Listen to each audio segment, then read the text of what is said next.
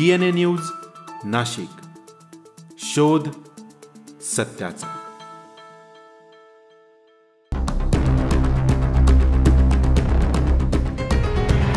प्रशासकीय काम म्हटलं की सर्वसामान्यांना अनेकदा मोठ्या मनस्तापांना सामोरं जावं लागतं। कित्येकदा अधिकारी कर्मचारी वेळेवर उपस्थित राहत नाहीत, तर कार्यालयीन वेळेमध्ये सुद्धा त्यांच्याकडून मोठ्या प्रमाणावर कामात चालढकल केली जात असल्याचे अनेक प्रकार समोर येत असतात।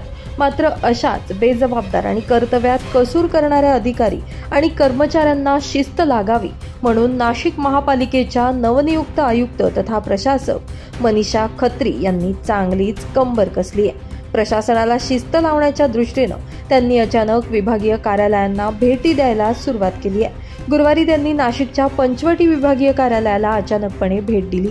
यावेळी सामान्य नागरिकांच्या समस्या या विभागीय कार्यालयातच सोडवल्या जाव्या अशी तंबी देण्याबरोबरच त्यांनी कार्यालयातील विविध विभागांच्या कामकाजांची पाहणी केली।